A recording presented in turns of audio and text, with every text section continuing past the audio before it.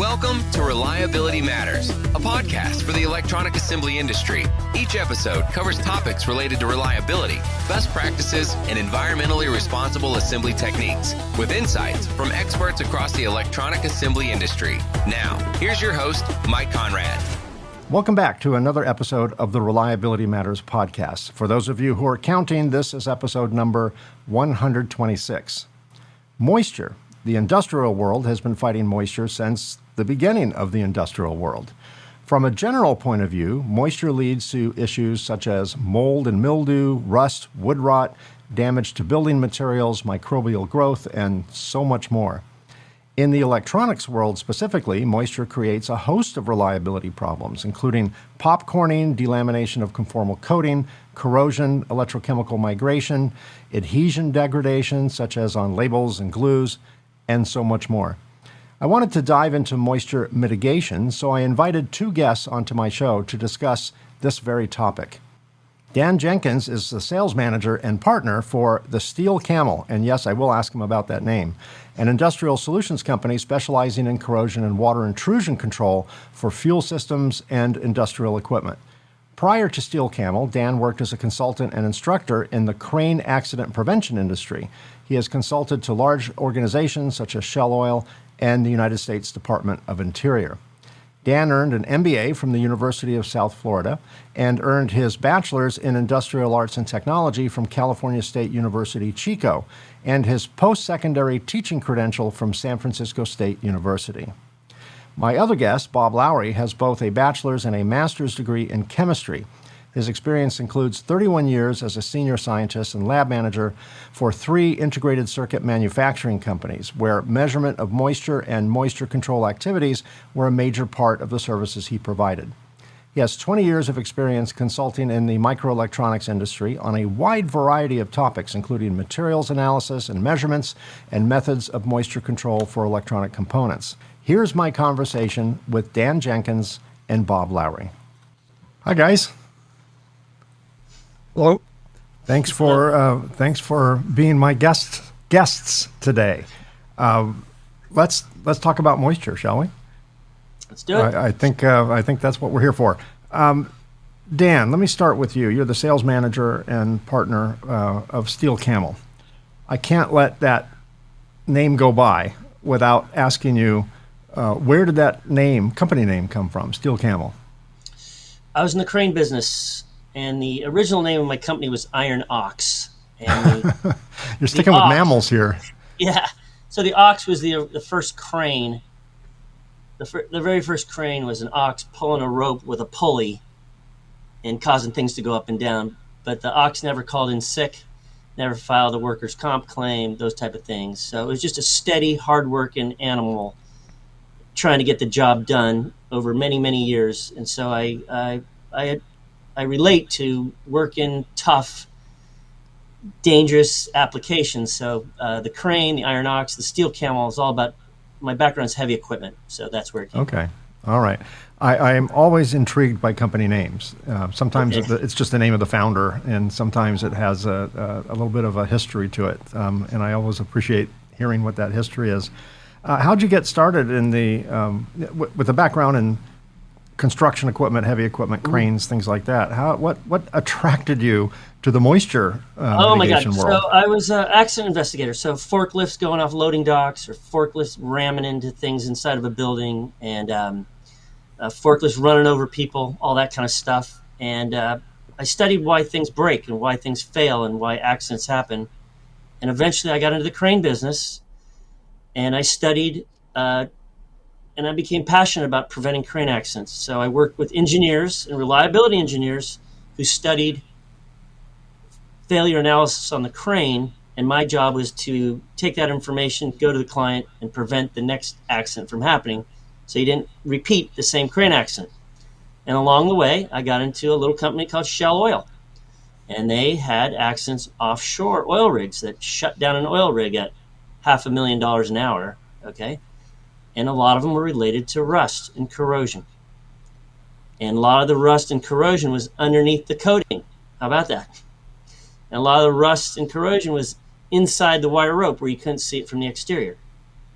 And so that's how I got into the moisture business, by understanding corrosion on heavy equipment, and which eventually led me to corrosion problems. So wherever there's corrosion, water's not too far behind. So it doesn't matter if it's a gas tank, a gun safe. And then we started applying this technology to electronics, and mostly electrical junction boxes. So anything that's hot outside, cold inside, gets moisture, and it condenses on parts, and things happen. And the circuit board industry is no different. Yes, that's a battle that we've been fighting since the beginning of circuit assemblies, and even more so now that the miniaturization has kind of made the components so close together and the conductors so close together that even smaller amounts of moisture that would otherwise not be problematic are now, it's now showing its ugly head in the term of electrochemical migration and parasitic leakage, things like that. But before we drop down this conversation is going to be littered with rabbit holes. But before we drop down that rabbit hole, I'm going to try and stay on terra firma here. Bob Lowry, you are also a subject matter expert on moisture. How did you stumble into that or fall down that rabbit hole? Well, I was hired right out of college by an integrated circuit manufacturing company here in Florida. And the reason I was hired was not because of my electrical background. In fact, at the time, I didn't know much more about electronics than Ohm's law. But I did have a chemistry education. And this company was building integrated circuits using electrical engineers. And as you probably know, building ICs and building printed circuit boards and so on, it's really a problem in chemistry and physics. So the company needed somebody that maybe, do a little bit about materials composition and failure modes and those kind of things. And obviously, as Dan has talked about, moisture is a major contributor to certain failure modes in the electronics industry. Sort of unlike Dan, who comes at this from the big heavy equipment angle, I come at it more from the much smaller scale angle of electronic components and even what's inside electronic components, how to find out how much moisture is there, how to measure it, and then how to mitigate it, lessen it, and protect components from moisture failure modes. So that's kind of my background. Excellent. I'll share a couple of anecdotes just to get the conversation started. One is just kind of a news story of the last 8 or 10 years, and then one is a personal story that happened in my factory, and I'll save that one for a little later. Boeing introduced its newest airliner, which is the 787, which they call the Dreamliner, and one of the industry firsts is that the fuselage and the wings are largely carbon fiber, as opposed to aluminum and other metallic substances. And the cost of carbon fiber is pretty expensive compared to metal, and very labor intensive and time consuming to build. But the advantage was twofold. One is it's lighter, so the aircraft is more fuel efficient, which these days sells aircraft, right, because with the cost of fuel. And the other, which I hadn't really thought about, was better corrosion mitigation, because carbon fiber doesn't corrode, at least not like metal does. And one of the advantages to passengers is that they're able to increase the humidity level within the cabin. And if you think about it, whenever you fly, I fly a lot, I travel all the time, and if you're on a long flight, your skin gets dry, your throat may feel dry, because the relative humidity inside that plane is purposely kept very low, because the last thing any airline wants is for the fuselage to start corroding, from the inside or the outside. So that's one of the advantages of this particular type of aircraft, and some other newer Airbus as well, is that they can increase the humidity level. The other thing they can do is increase the pressurization, so it doesn't feel like you're quite as high as you actually are. So that's just a modern example of industries going to the extreme to mitigate corrosion. In this case, they didn't figure out how to stop metal from corroding. They just figured out how to largely stop using metal. and they just kind of ducked the whole problem.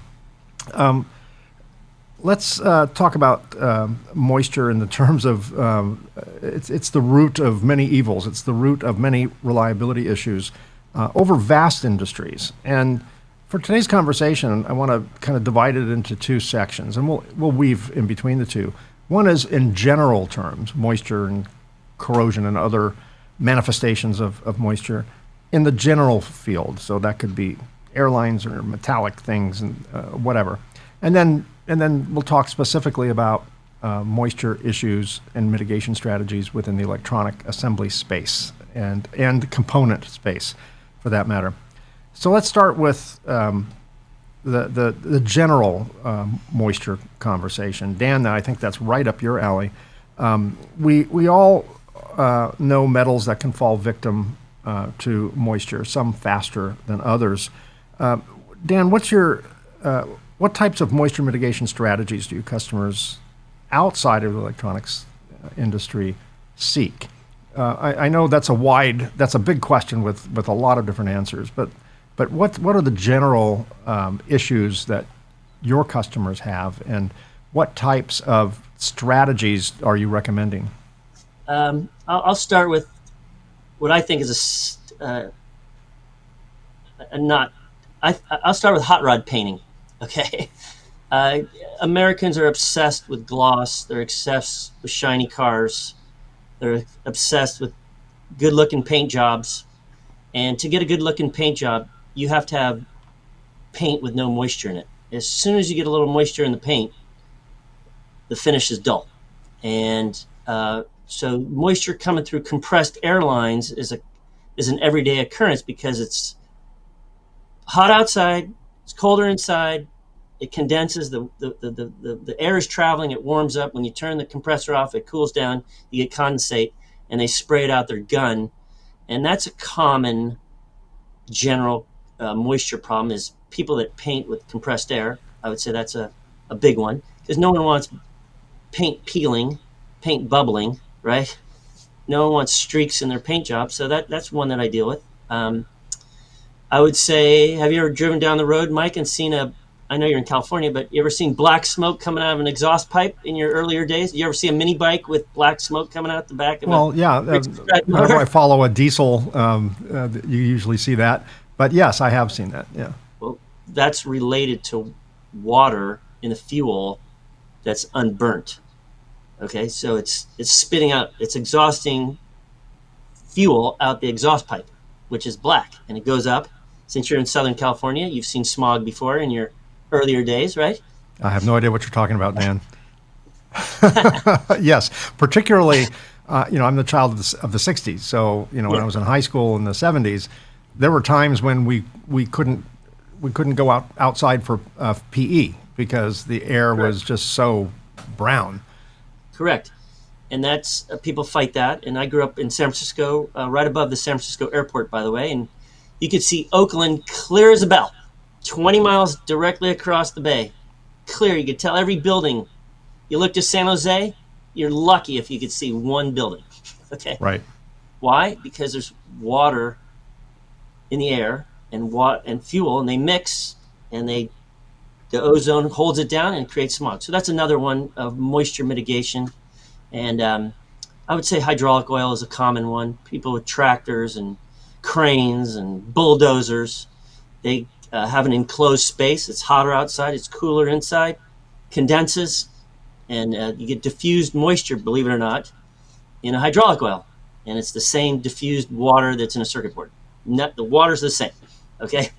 H2O. That's kind of how I approach it. And so those are some of the moisture-related issues, the motivation to solve those issues. What are some of the?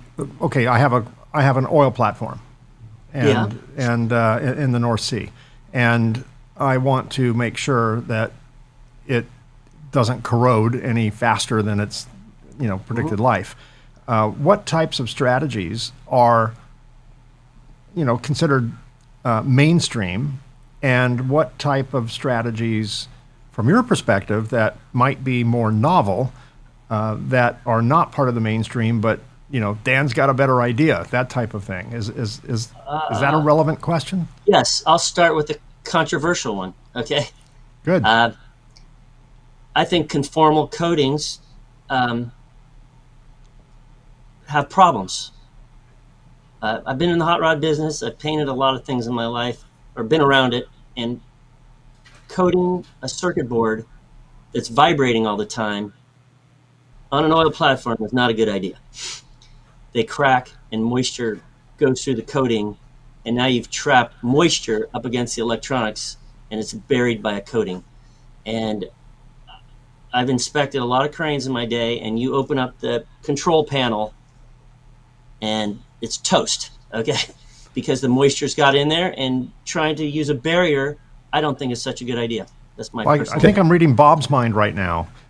Conformal coating is permeable. It doesn't bar moisture. But go ahead, Bob. Take over. Yeah, just to jump in with a quick story. When Elon Musk first started launching Falcon 9 rockets, one day they had one on the pad down here in Florida. Before the launch, they had a really heavy rainstorm like we're having right now out the window here. So moisture is an appropriate topic. Yes. Anyway, the rocket, the antenna on the rocket started giving all kinds of anomalous data to the control center. So Elon and one of his engineers went out to the rocket, climbed up, took a panel off the side of the rocket where this antenna was, and it was loaded with water. The antenna and the printed circuit boards in that compartment were not sealed off from the outside environment, and the rainstorm put a lot of water in there. So to fix that problem, they went and got a hairdryer, and they blew off all the water that they could off the printed circuit boards, and then slathered all those boards with silicone. Silicone in stuff they got, I don't know where they got it out of a barrel or a drum or something. Did that, put the panel back on. The rocket launched fine the next day, no problem. But the moral to the story is exactly what you hinted at a few minutes ago. It depends on the silicone. Some silicones are a reasonably good barrier, but others are not. Moisture will get through them readily, and some of them actually source moisture themselves. And so if you coat an electronic component or something else with that silicone, you're asking for trouble. So if you want to use silicones, you can take a look at them, but it's best to qualify the material before you actually use it. Yeah. Adding to, we're like a bunch of old veterans at the VFW comparing foxhole stories here, but adding to the analogy, I was hired as an expert witness several years ago in a civil lawsuit where an OEM was suing their contract manufacturer, basically for following their directions. They said, well, the directions were faulty, but you should have known better. You're the pros. And this particular device was going to be planted into the ground in parking lots and streets, a few feet under the ground, and operated by a battery because it was not connected to an exterior power source. And it had a little radio that would signal certain things to a receiver that was connected to a permanent power source. So they're basically little radio transmitters and sensors under the ground. And because it was going underground, they considered that a harsh environment, so they potted the boards. They didn't conformally coat the boards. They potted the boards in silicone and put them in a plastic box with an O-ring around it, that was not quite hermetically sealed, but sealed. And they had all sorts of problems. The battery started failing within 6 months. It's supposed to be a 10-year battery life. It started failing within 6 months. And then, my team was hired to figure out what was going on. And, we contracted with some analytical laboratories, and of course, they had dendritic growth and parasitic electrical leakage and some elements of corrosion, although corrosion wasn't the primary cause. It was just a symptom. And it turned out that they did not bake their boards prior to coating. They were cleaning their boards with a water-based cleaner, a conveyorized water-based cleaner with an air knife blow-off, so it just blew off the surface moisture. They didn't have a first-in, first-out inventory control system for their bare boards, and they didn't have a dry box. They didn't even know what a dry box was. So, over the time, the boards were fabricated in China, put on a ship and then stored in a hot warehouse. The boards picked up moisture. But they thought it's okay. We're going to pot the board, so we're good. Turned out they basically, like King Tut, they created a sarcophagus with all of the board's possessions, all the sins of the process trapped in. It did work for trapping things out.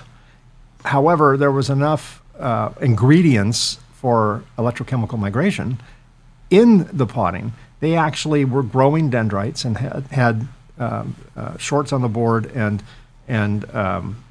reductions in resistivity through parasitic electrical leakage within the potted and sealed boxed assembly. So they basically potted in the sins of the process. And that board did not receive moisture from the outside world once it was potted. However, it had enough in it already. So their moisture mitigation process started too late, right? It was already there by the time they decided it would be a good idea to protect it. And I don't know if you've had experience similar to that before.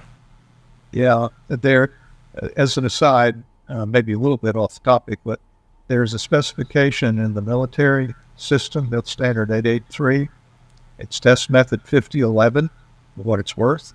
And that test method tells you how to qualify, among other things, tells you how to qualify coatings for how well they coat, how conformal they are, how moisture resistant they are, or how dry they are inherently within themselves.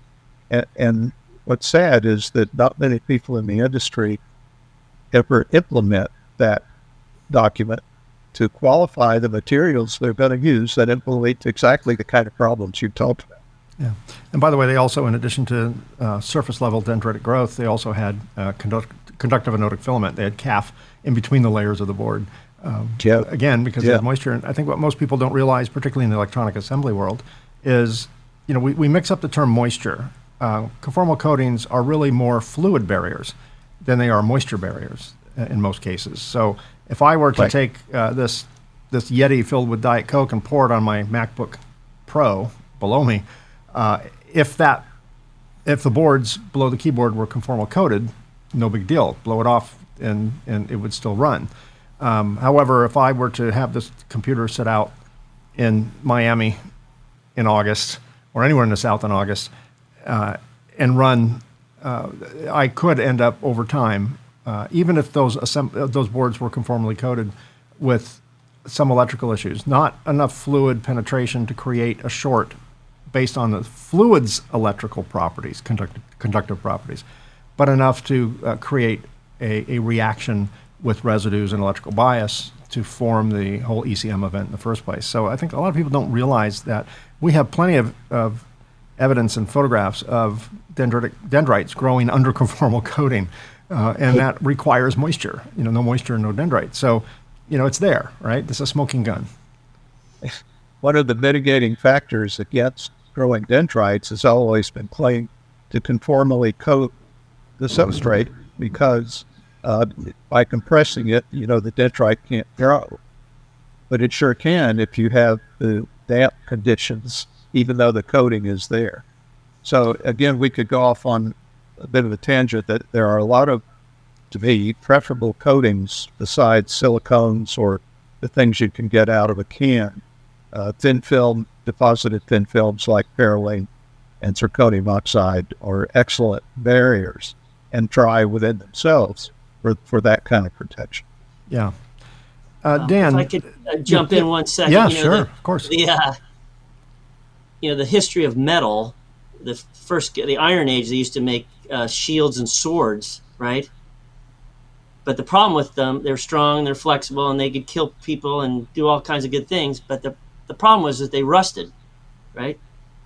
So for 4,000 years, I don't know, when was the Bronze Age? What was that, 10,000 years ago or whatever? They've always tried to coat the metal, to put a barrier over the metal to protect it.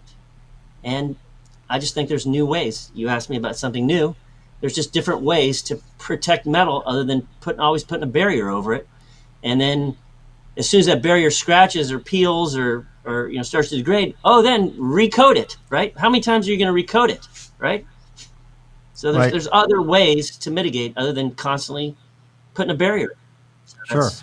You know, I do a lot of, my wife and I like to go on cruises. We do quite a few cruises. And on every cruise, pretty much, if you're on there for long enough, you'll see some deckhand, you know, with a paintbrush and a roller, and they're leaning over the side painting the ship, particularly when they're at dock. You know, they're just constantly painting the ship.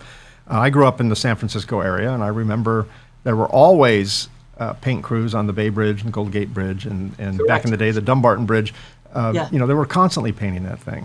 One of the things I read about, Dan, that you're promoting reminds me of if you're having a barbecue in the backyard and you don't want flies or other insects invading, you can put out, you know, a bowl of fruit or something and put it 100 feet away or something, and that if there's bugs in the area, they'll be attracted to that. It's basically an offering to the insect gods, right? You have something that you refer to as a moisture magnet, and that kind of reminds me of the bowl of sacrificial fruit to keep the insects there instead of where you are. Am I oversimplifying that, or is that kind of the strategy? If I could go back to the origins, when I began to look at the circuit board industry, I went to my first conference, PCB West, by the way, in Santa Clara, California, very nice place. And my first day looking at this industry, everybody who was displaying, everybody who was displaying there had silica gel beads and humidity indicator cards. But not many people could tell me what they actually did, okay?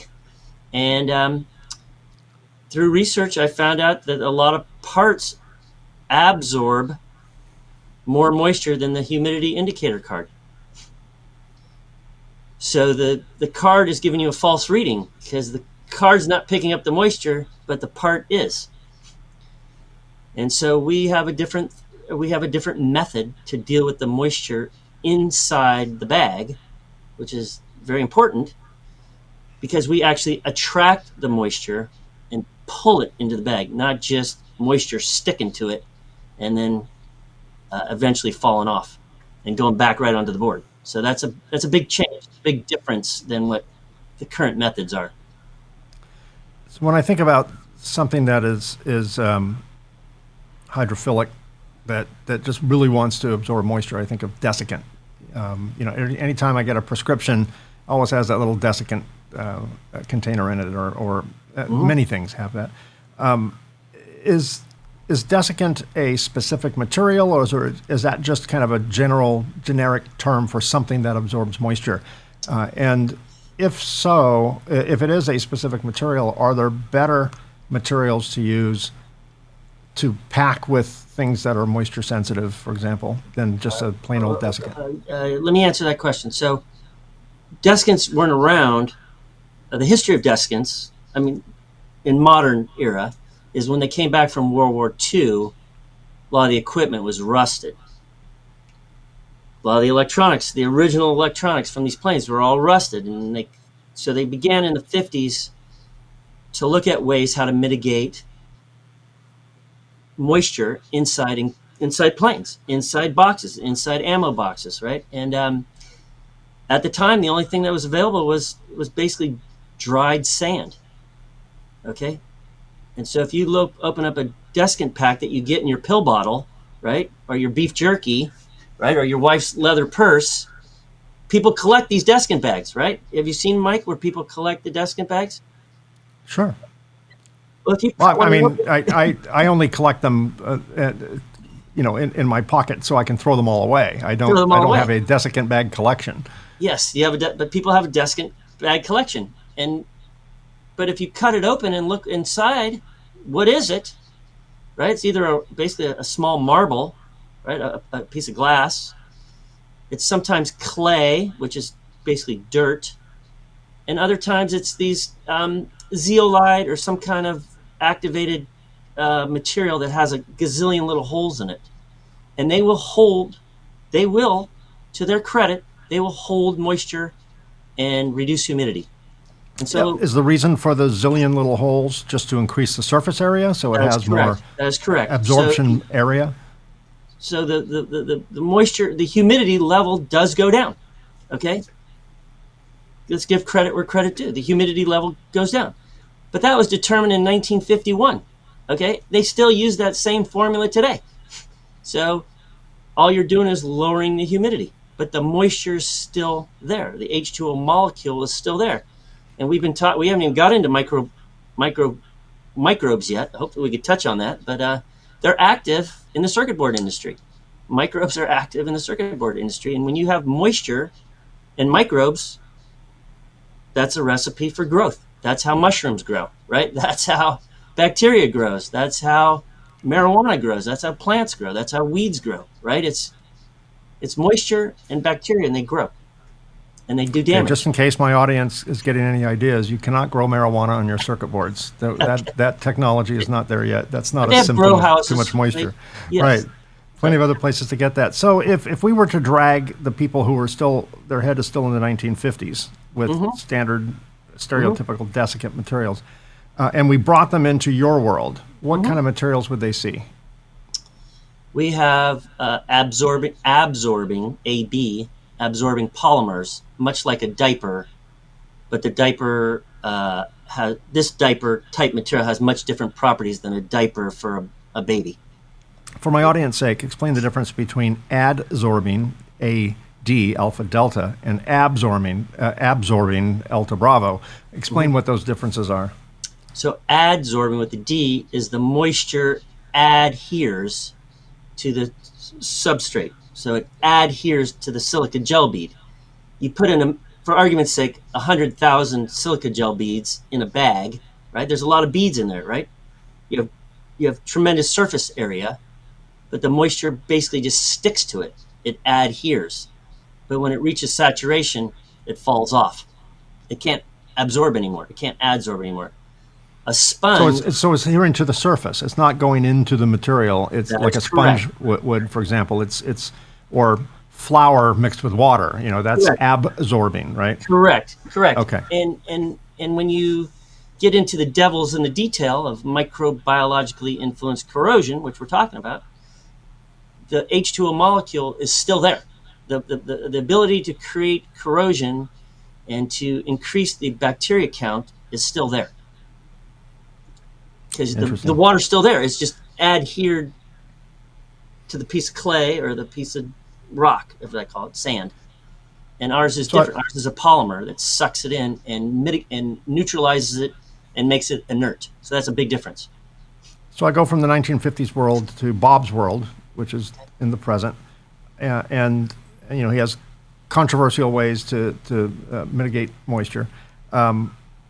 Is your controversial way, to use your words, just different desiccant material that's maybe more efficient or more effective?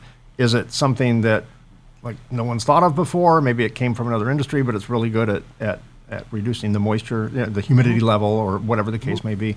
What is the outside of trade secrets, obviously. Yeah. What's the difference? What am I going to see traveling in time from the 1950s to now? Well, a couple things. So yes, we deal with corrosion, and our technology will expand. So that's a big difference. So in a desiccant bead, they rely on it changing color to identify when it's saturated. Are you familiar with that? Yes. No, I didn't know that, but yeah, they could either change that's too color. far down my rabbit hole. Okay. So sometimes they change color, but the mil spec doesn't allow for color changes. So then you get into measuring weight, right? And okay. And then they put in what's called a humidity indicator card in the bag. You're familiar with those, I'm sure. Those I've seen many times, yeah. And they change colors, and it's time to change the bag, or they actually bake it for 16 hours, by the way. Our technology is different. Ours will expand and grow and triple and quadruple in size and blow up like the Pillsbury Doughboy. And so the operator knows, hey, I'm getting moisture. I need to pay attention. I got issues, right? I got mine blowing up. That means I'm getting moisture. And it could be, the humidity levels in the warehouse. It would travel on a truck. It could be in the bottom of an airplane. Okay, so a bunch of thermal cycling will add to condensation. And ours pulls it in and it blows it up. And so that's a big change for everybody. Interesting. Bob, let's go back to electronics. I've worked with, I work a lot with, I'm on the board of directors for SMTA, and as such, I work with a lot of chapters that produce webinars, and I produced a webinar for them on moisture-sensitive devices. It was their MSD council. And so I got to learn a little bit about, the different classifications of moisture compatibility, if you will, with certain devices. What's the difference, if there is any, between the known standards for moisture sensitive devices versus the entire assembly? Is there a differentiation there? Is it simply an extension of, if you have one moisture sensitive device that is the highest level of sensitivity, does that just apply to now the entire assembly? Is there a crossover between the device itself and then the actual assembly, if that question makes sense, hopefully? Yeah, no, it does, and there can be differences. And when it comes to moisture, it's sort of inexorably tied to and also related to temperature. How much moisture is there around, and at what temperatures are applied to the product. And in addition to that, the dew point. If the dew point temperature is the one where moisture will actually condense out of the atmosphere and land on surfaces, and then sit there as adsorbed material, but liquid material. So there are different areas of sensitivity. It depends on the device type. It depends on the lifetime you expect out of the device. There's actually some math that is kind of daunting, but it's called the Eyring relationship, EYRING, which takes into consideration time, temperature, relative humidity, and is a way to calculate, or at least estimate, how long some electronic component will last, depending on how much time, temperature, and humidity it's exposed to. So there is some rather difficult science to that. I don't have the software that computes with the Eyring relationship, but there are laboratories that do. And that's what people will generally do, is expose their product to different amounts of time, temperature, and relative humidity, and see what fails, and see at what point in the exposure time they fail. Do they fail a month from now, 6 months from now, a year from now? And then you can accelerate all this and get estimated failure times, even though you only maybe actually test the goods for a few weeks, that kind of thing. So it's different for different type of components. If you have a single integrated circuit chip, say in a plastic package, it's going to have different failure characteristics than, say, you have a very big, highly populated printed circuit board that has all these different kinds of components on it. So there's not one easy bottom line answer to your question, right. but all of that can be determined with the right kind of testing. The answer to so many questions in our industry, it's almost a joke, is it depends. Right. That's really the answer. It really depends on a lot of factors. Yeah, and in fact, to your question, one of the things that it also depends on, and Dan has alluded to it, is contamination. If a board populated with components is pristinely clean, it's going to last longer, all other factors being equal, in a damp, high temperature environment than the same board that has maybe flux residues or handling residues left on it, or somebody handled it with their sweaty fingers, and left the salts from perspiration on it. And the problem with, I just mentioned it because the problem with all that is it's awful hard to quantitate. And part and parcel of characterizing these kind of materials is actually determining how clean they are. Once you manufacture them, there are analytical methods you can use to determine just how clean those surfaces are. And that's an important factor when trying to control and mitigate corrosion type elements.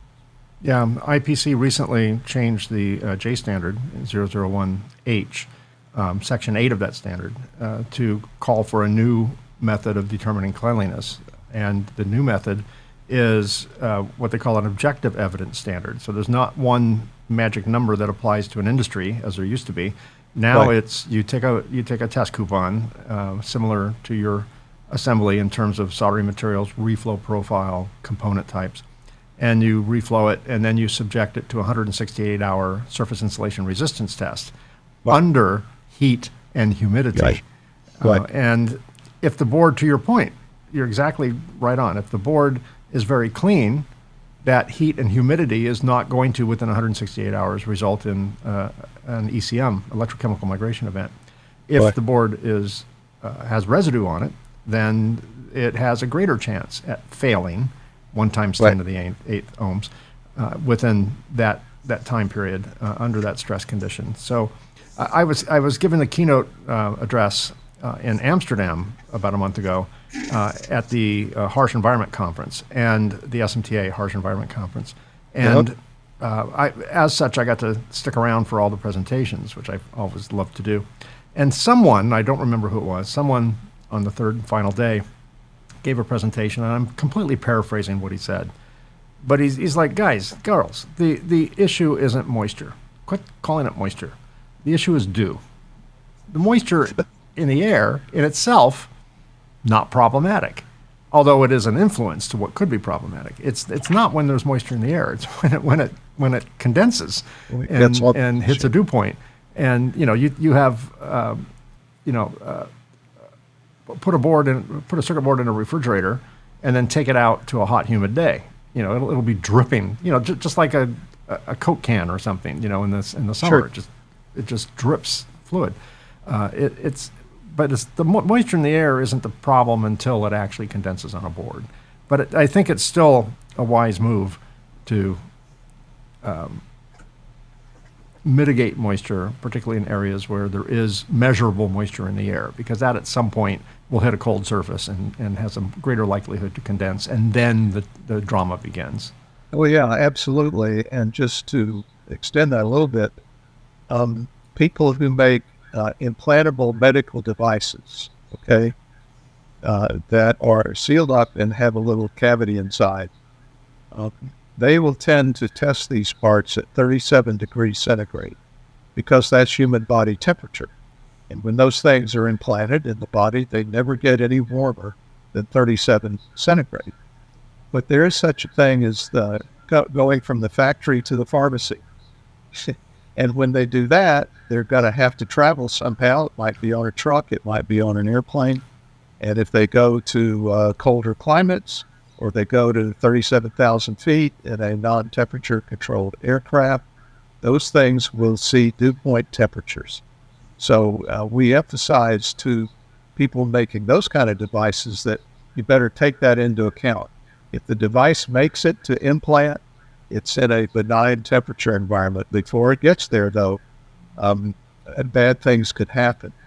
And as a case in point, just another quick story, I was on an airplane to California one time with an intermediate stop in Dallas in August at noon, The plane pulled up to the gate. The baggage monkeys came out and started unloading the belly of the plane. And after a few minutes, they had a baggage cart loaded with cardboard boxes that were very prominently labeled human blood.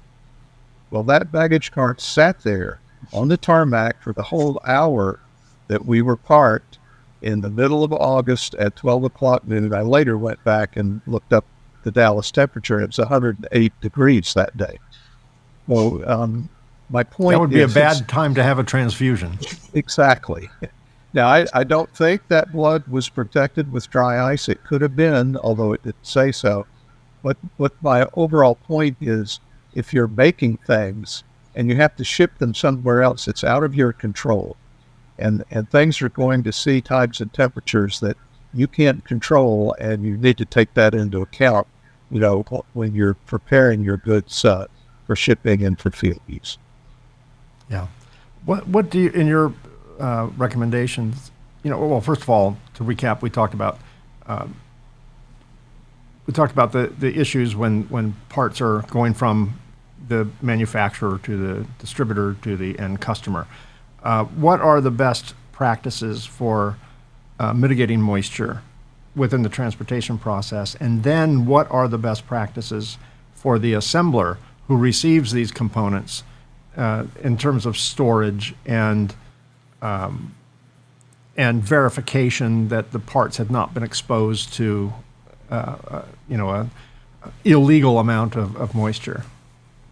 Yeah, well, there's certainly a variety of things that one needs to do, and it depends in part too, like you said before, on just what it is you're shipping. And that, I mean, it goes all the way from tiny little integrated circuit packages to, as you said, populated boards, and to things like Dan has talked about, even bigger things that just can't get wet. And for things that will fit in bags, which cranes don't, but plenty of electronic components do, the good practice is to put them in a moisture barrier bag, a bag that has very low water vapor transfer rate. Include inside the bag a desiccant material that has good capacity and that will absorb and take up and hold a lot of water in the event that somebody opens that bag when they shouldn't. At the assembly end of things, here again, storage in a dry box is key. Best to flush that dry box with dry nitrogen. When you open the door, don't leave it open too long because it will real quick come to equilibrium with the outside environment.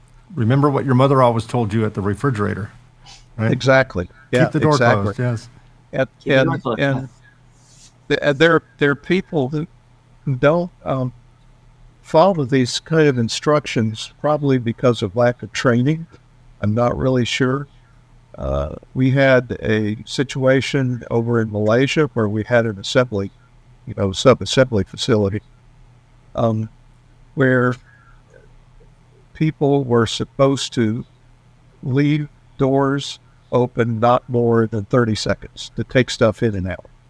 Well, one day, apparently, they opened the door to take stuff out, and guess what? It's lunchtime. Let's go to lunch. So the door stayed open for an hour. It's damp and humid in Malaysia, okay, and it's these kind of silly things that can cause a lot of troubles, and the things that are avoidable. And one other quick comment: we talked about contamination, we talked about moisture. It's best to mitigate contamination, keep things as clean as you can, but if you make things dry and you keep them dry, you can get away with contamination being present. So to me, it's making it dry and keeping it dry. It's the first line of defense. Yes, I would like the goods to be clean also, but even dirty ones, if you don't get to a dew point and you don't get condensation, you'll be okay. Yeah, when I teach courses on cleaning, I talk about the three guaranteed ways to prevent ECM. One is remove the E, instruct your customers not to plug in the board. No electricity, right. No ECM. One is to remove the moisture, which arguably is difficult in every situation. Not impossible, but it's certainly challenging. And the other is remove the residues. And pick which one is the easiest to do, the least point of resistance, and do that one, whatever it is. Not the first one. The first one's not good advice. As we're finishing up here, Dan, in terms of the general world of corrosion and moisture mitigation, not just in the electronics industry, but for the rest of the world, since the rest of the world is a lot bigger than just our world.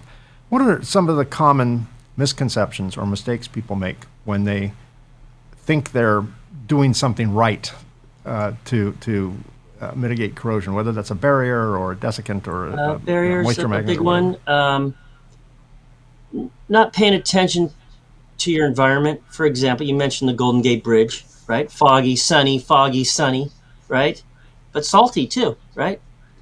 Yeah. So, for example, if you're around a gas station, there's vapors from the fuel that contaminate. If you're near a lumber mill or a wooden pulp and paper mill, right, there's acid from the pulp and paper. So a lot of people they don't understand where the contamination's from. I live in Florida. We have phosphate mines, which are very acidic. Tire plants. So they make this beautiful circuit board, right? Do all the things you ask it to do, and they put it in a plant that has high levels of contamination, high levels of moisture, and they think they're going to put a barrier over it and barrier their way out of it. But I see a lot of things cracking and failing, and people trapping in moisture, right? So a lot of gun people trap in moisture too. So I think they need to let it breathe a little bit, okay? Not trap so much stuff in. So I think that's a misconception. If you just slather it with grease or you slather it with paint or a coating, that's going to solve your problems. I think it creates a lot of problems myself. Yeah, probably at best it defers some problems, but it doesn't go away. The problem is still out there. That reminds me of your advice to know your environment, I think is sound. In a slightly different context, but similar to know your environment, is the early days of LED lighting. And I'm a little out of my league here, but my understanding is the early days of LED backing, they used a silver backing material. And LEDs were, the promise of the future, which has been delivered upon. But the early LED lights didn't last long. The promise was they'll last forever, or they'll last 20 years, and they were failing rather quickly, particularly in certain geographies of the world. And one of those geographies was India. They were failing in record numbers in India, and this was due to tin whiskers. And then it was determined that the silver backing material was reacting with the sulfur, the super high sulfur content in the air, and just doing what it, from a chemical standpoint, doing what it's supposed to do. It's like, oh, okay, I'm supposed to make tin whiskers, and it did. Now, obviously, when the materials were chosen, they were tested in a laboratory. They were tested in a climate-controlled environment, and it was all good. And then they got delivered to various parts of the world that did not duplicate the climatic environment of a laboratory, and things were not good. And the industry quickly realized what was going on and changed the materials, and we don't have that particular issue anymore. But I think your point of know your environment is a good thing. I promised one other anecdote. I was in Singapore, this is several years ago, exhibiting at a trade show. We had all our equipment out. And the convention center was actually a very large metallic building, right? It was, when we were setting up the show, it was hot and sticky because all the warehouse doors were open, and this was Singapore. But then after the show, just before the show started, the roll-up doors closed and the air conditioning came on, and it was very pleasant in there. And then late in the afternoon, it was super humid outside. Late in the afternoon, when the show closed, the final day of the show, first thing the organizers did was turn off the air conditioners because they were going to open up all the loading doors. So we had a chilly building with metallic structure, so the metal was cold, and they turned off the air conditioner and opened up all the doors. And I mean, you couldn't see it, but you can imagine this wave of moisture just coming in like a tsunami. And within probably 15 minutes of the air conditioner going off and the doors opening, it started raining. And I don't mean drips. It started raining in the building because all of that warm, moist air hit the 65-degree metal and instantly condensed. And it took quite a while for that metal to warm up, from the outside air. And it rained for a good 15, 20 minutes. And people were scrambling, covering up their sensitive equipment. There were things like oscilloscopes and AOI machines and all this stuff out there that, really aren't designed to get wet. So, they had a dew point issue, as we talked about earlier, which I thought was a great illustration, because not only did the dew point create a moisture problem, but the moisture problem created a moisture problem, because now that moisture was not just on the surface of the ceiling, it was now flying through the air, landing on equipment. Yeah. That's that problem too here at the Cape. with the vehicle assembly building. I don't know if you've ever seen it or been in it, but it rains in there because of the size and also the height, the elevation of the roof. And also you were talking about sulfur and dendrites and that sort of thing. There were some electronic components on boards in Sweden that were installed in a traffic control system, traffic lights. And very quickly they started corroding. There were silver contacts on the boards that started to get eaten up. Well, long story short, this installation was downwind of a power plant that burned coal. And, the emissions from the power plant rode the wind and got to that intersection in Sweden and took out their traffic signals. So the whole corrosion thing is important, but you don't ignore that.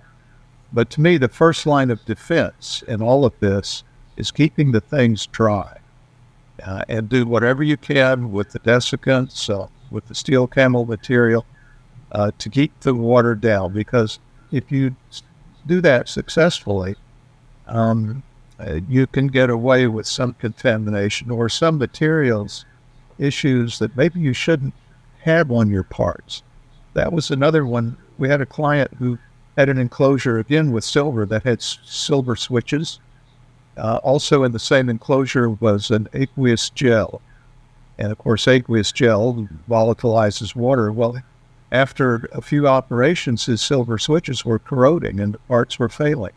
You don't put silver metal components in a wet environment. That was a naturally wet environment that, frankly, there would be no way to control the moisture content.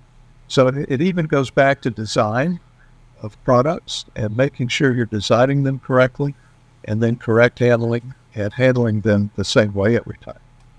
So a lot of angles to this.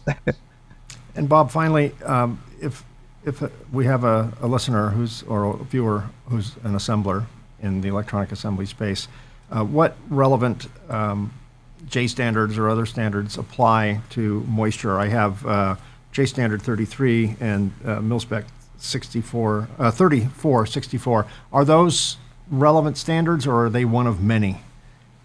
They're relevant, but they're very old. They're outdated. Not that you shouldn't apply them or use them if you don't have anything better. Those standards are prime candidates for being studied again and being modified and take into account, the knowledge we have today, the testing methods that we have today. But those are the primary ones, and there are others also in GenX and also in the automotive industry that don't come to mind right now, but if you like, I could pull those up and email it to you if that would be useful. That would be very useful. And for my listeners and viewers, if you look at the show notes, I'll have that information that Bob sends me in the show notes. If you're watching this on YouTube, just look down where it says show more, click that, and you'll get that information there. I will also put in contact information for both Dan Jenkins and Bob Lowry, in case you'd like to reach out to them with a stump the chumps question or something like that. We'll put them to the challenge. Gentlemen, Dan Jenkins, Bob Lowry, I really appreciate your time and your expertise and your generosity in sharing your knowledge with my audience and me. Thank you. Thank you for the chance. My pleasure. Well, that's another episode. Thanks for listening to or watching the Reliability Matters podcast. Our episodes have been downloaded more than 35,000 times, and I remain ever grateful for your support and encouragement. Don't miss an episode. Listen and subscribe to the Reliability Matters podcast on your favorite podcast app, or watch it on the Reliability Matters YouTube channel. If you're watching this on YouTube, be sure to click the like, subscribe, and bell icons to be notified when new episodes are released. We release new episodes on the second and fourth Tuesday of every month. A special thanks to Circuit Assembly Magazine's PCB Chat at pcbchat.com and Ascendo Reliability at reliability.fm for syndicating the show. Thanks for your questions and episode suggestions. Please keep them coming. Send comments or episode suggestions to Mike at mikeconrad.com. That's Conrad spelled with a K. Once again, thanks for listening to or watching the Reliability Matters podcast. Until next time, stay safe, stay healthy, stay happy, and perhaps most importantly, keep doing it right. And I'll see you again in 2 weeks. Thanks for listening to the Reliability Matters podcast. Join us on the second and fourth Tuesday of each month for new episodes of Reliability Matters.